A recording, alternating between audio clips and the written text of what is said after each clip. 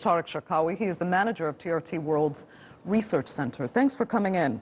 How does this all shift the international dynamics at play in Libya? Will Turkey as well get international support for its planned military deployment now? Well, I think it's definitely a game changer. And for the past, I would say, 2 years and more, Haftar has been receiving a lot of support from different countries. He has limited access to funds, to advanced weaponry, to even air support. And on the other hand, the GNA, which is the UN-recognized government, has been suffering, and it has been trying to put like a strong defense, but of course they had their shortcomings and they were short on supply. So I think definitely, at least, at the very least, the threat of Turkish involvement via military direct involvement is also a signal to Haftar that maybe enough is enough, and then perhaps the route of negotiation and political settlement is the right way to go. Okay. We continue to repeat the fact that this is the UN-backed government of Libya. What is confusing, though, is why there is not universal support for this government on the ground in the country itself. Why are there those divisions? And I'd ask Sarah what she expects any potential backlash could be. What do you expect? Well, historically, I would say that there have been always a divide between East and West, so this is nothing new. I think even in the colonial period, the Italians had like more problems governing both sides and making them into one country.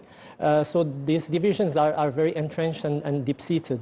However, I would say that the lack of support from international communities, given that Haftar was, of course, promising a lot of access to energy resources. For example, France is directly involved with him because they received guarantees that he would give them access to energy to Total. I think the Russians are there for similar reasons.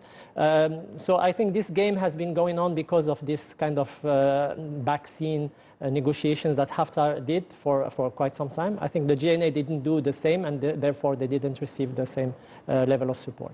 I'd like to address quickly as well Tunisia's stance here with you. Does Tunisia actually back Turkey's intervention in Libya, or are authorities there still hoping to maintain somehow this fully neutral status they've more or less been able to enjoy since the conflict broke out? Well, I would think that Tunisia would definitely prefer to be neutral in the conflict, but I think the strong dynamics that are going on right now are raising concerns in Tunisia and in Algiers, because now the involvement of Haftar, the kind of militias there, the kind of mercenaries, it's a threat.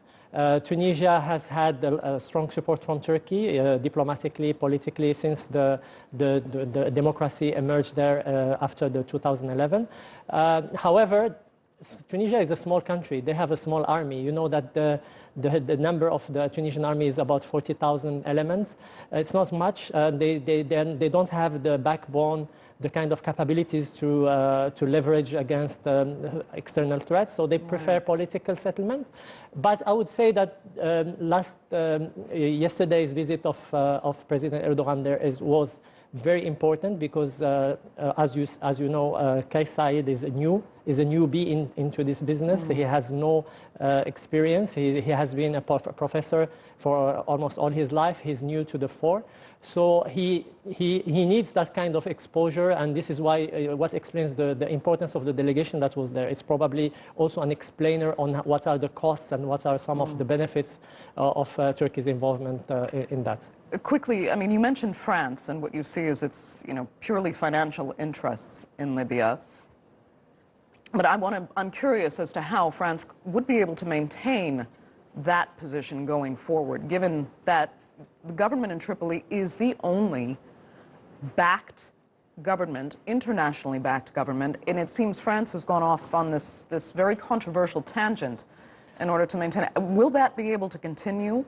I would say, given the trajectory in the past 2 decades, actually, it's not new. I mean, they were very much involved with Gaddafi, Sarkozy with Gaddafi, and we know the kind of relationships. I think they want a strong man They want somebody who can pass all these kind of agreements without need to go via parliaments and via different layers of debates and public scrutiny. I think this is what they are aiming for. This has been the backbone of the policy, French policy in Africa, as you know, the France-Afrique, as they say, is this kind of reliance on strongman. I don't think that Paris welcomes the dealings via parliaments and all that, because this complicates their kind of access. Right, okay. Tarek, we'll leave it there. Thanks so much for coming in.